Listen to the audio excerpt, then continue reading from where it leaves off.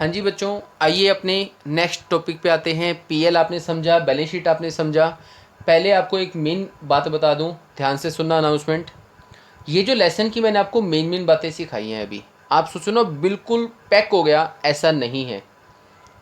ठीक है, 50-60 आप कह सकते हो हुआ है।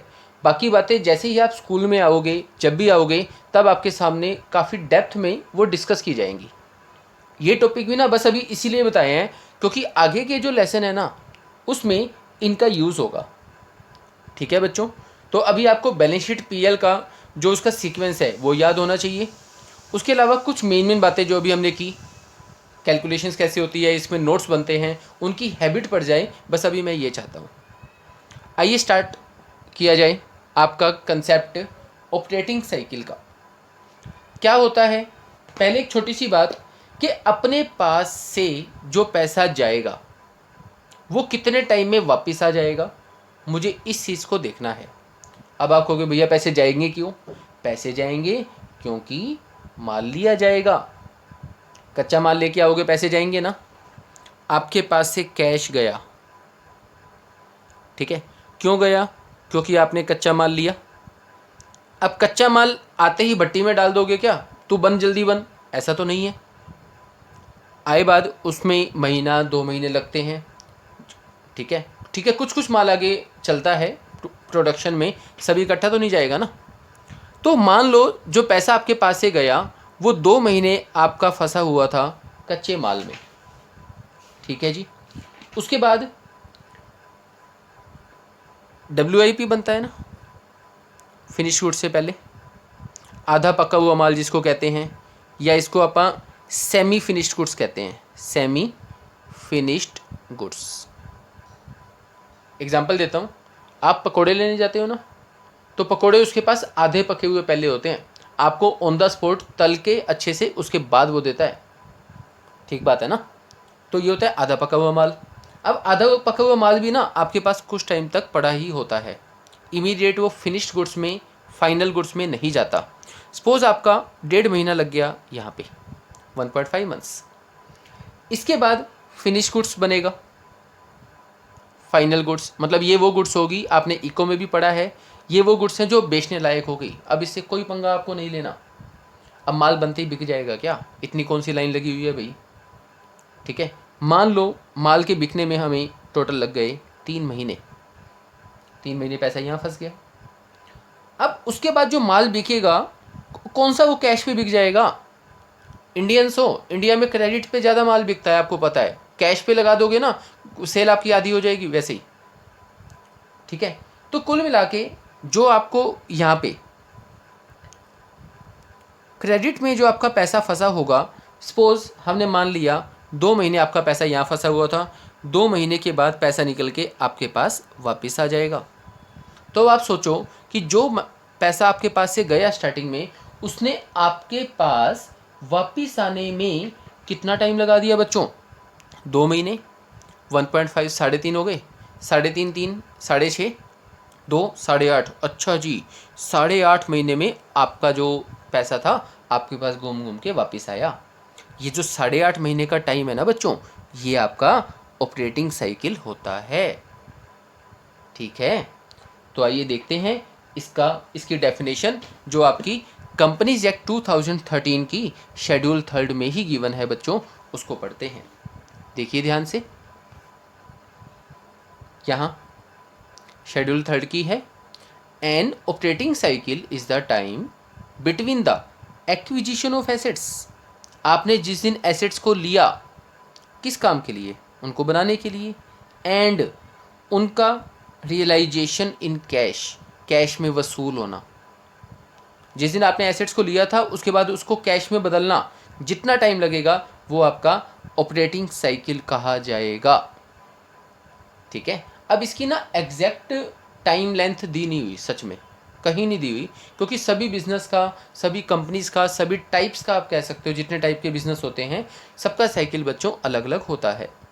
तो हम इसको यूजुअली 12 मंथ्स तक का मान लेते हैं। ठीक है जी, अब इसके बाद इसका ना एक छोटा सा सम है। उस सम की ना, सम तो क्या है बच्चों, एग्जाम्पल मान लो उसको, उसकी मैं आपको छोटी छोटी बातें पहले बता देता हूँ। आपको बस ये पहचानना है। अच्छा ये बताओ, मिनी समझ में आ गया क्या लोड थी जी? आज तक तो हमने कभी पढ़ा नहीं, अब क्या ऐसी नीड पड़ गई जो आप समझाने पे लगे हो? इसकी हेल्प से हम ये पता लगाते हैं कि कौन सी लायबिलिटी को करंट लायबिलिटी माना जाए एंड कौन सी को नॉन करंट में डाला जाए। इसी के बेस पे पता लगाते हैं, इसके बेस पे। हाँ जी, कैसे पता लगाते हैं वो मैं आपको अब सब में सिखा देता हूँ, ठीक है? अब हाँ जी, अब यहाँ पे ना आप देखिए कि हमने लायबिलिटी का पता कैसे लगाना है। उसके लिए बात की जाएगी time length of liability, means जो आपने पैसा देना है वो कब देना है। बहुत सिंपल सी बात, आपने पैसा देना है अप टू 12 मंथ्स मतलब 7 महीने में, 8 महीने में, 9 महीने में। 12 मंथ से कम है ना, तो ऑलवेज वो लायबिलिटी आपकी करंट लायबिलिटी होगी। यहाँ पे आपको ऑपरेटिंग साइकिल को देखना भी नहीं है, आपके किसी काम का नहीं होगा, ठीक है? जहाँ आपकी लायबिलिटीज़ 12 मंथ्स के ज़्यादा है, मीन्स आपने उसकी पेमेंट 12 मंथ्स के बाद देनी है, ठीक है? तब यहाँ पे बहुत ज़्यादा वैल्यूएबल हो जाता है आपका ऑपरेटिंग साइकिल। कैसे हो जाता है वो देख लो। मान लो जो पेमेंट टाइम है वो 12 मंथ से तो ज़्यादा ही है, बट ऑपरेटिंग साइकिल से कम है। एग्जांपल देता हूँ, पेमेंट आपने देनी है 13 मंथ्स में, ऑपरेटिंग साइकिल आपका है 15 मंथ्स। अब ये 12 मंथ से ज़्यादा का टाइम है लायबिलिटी का, बट इससे तो कम है ना, तो आपने इसको किस में डालना है? करंट लायबिलिटी में डालना है। सपोज आपका जो पेमेंट टाइम है वो ऑपरेटिंग साइकिल से भी ज़्यादा हो जाए, 12 मंथ से तो ज़्यादा है ही है, ऑपरेटिंग साइकिल से भी ज़्यादा हो जाए। कैसे? सपोज आपका ऑपरेटिंग साइकिल जो है वो आपका 15 मंथ है, जबकि जो पेमेंट आपने देनी है वो देनी है 17 मंथ्स, ठीक है? तो इससे ज़्यादा होगी ना लायबिलिटी, तो ये आपको किस में डालनी है बच्चों? नॉन करंट लायबिलिटी में। इसका ना एक छोटा सा पॉइंट है, ये आपने समझना है। 8 सम आपकी बुक के हिसाब से है बच्चों, यहाँ पे देखिए ध्यान से।